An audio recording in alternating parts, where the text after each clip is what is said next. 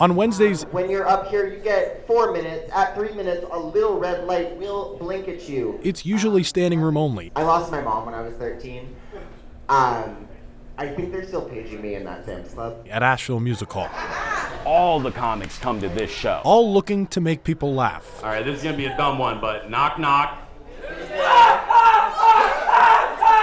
That's my impression of my dogs when somebody's at the door. But over a decade ago, that wasn't the case. There was no comedy, there was no open mics, there was no club, there was no regular series.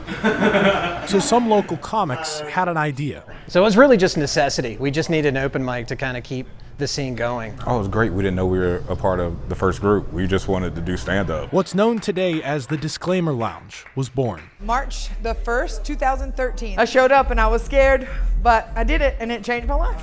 But the lounge didn't come without growing pains. Is anybody in town on vacation? We got fired at our first one because we wouldn't mind our cuss words. A lot of weird happens here. Then we moved from there to Athena's, which doesn't exist anymore. But those who just wanted a microphone Practice every day, like anything in life. Just keep practicing and you'll get better at it. found home All right, you guys, my name is Jordan Julius. That's my time. at Asheville Music Hall.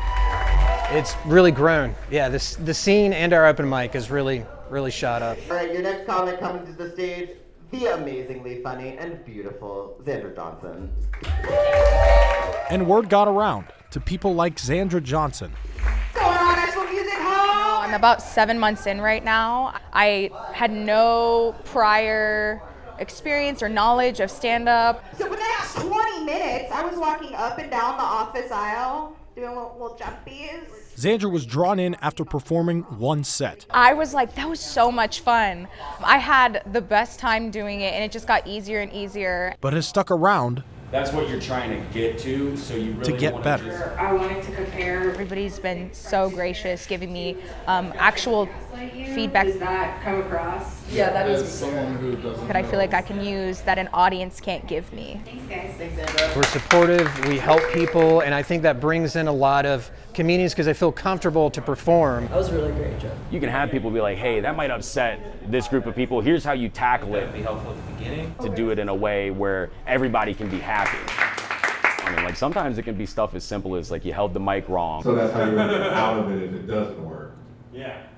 Good luck. No one really gave me any good feedback, but I still, after saying the joke, I went and rewrote it because they just were here with me. That workshopping, You could tag it, what's not funny about that? breeding results. They start here, they get good, then they move to a big city. The fact that we now have comedians that have gone on to New York and Chicago that perform at the Orange Pill, we didn't see that happening. 2 years ago, I went all the way to Paris and Amsterdam to do stand-up. Like, stand-up has taken me further than anything else I've ever done in my whole life. Like, we're not really trained for this. We don't really know what we're doing, but at the same time, we're growing with each other and having to trust with the audience and having to trust back with us.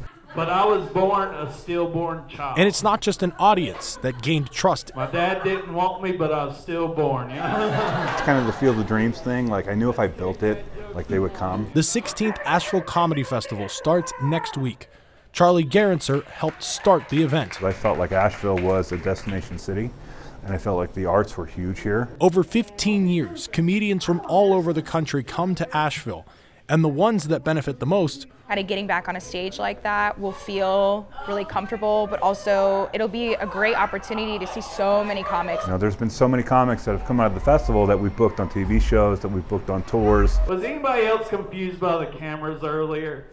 It's like, you know, they make smaller cameras. Even after the festival comes and goes, the scene continues to grow faster than ever. We used to like fight and scratch to try to get people at just one show a week. Pretty much every night of the week, we now have an open mic. We're just getting started after 15 years, and I'm like, oh, okay, so it's kind of fun to be on top of the hill and know what's ahead of it. In Asheville, at Diorio, News 13.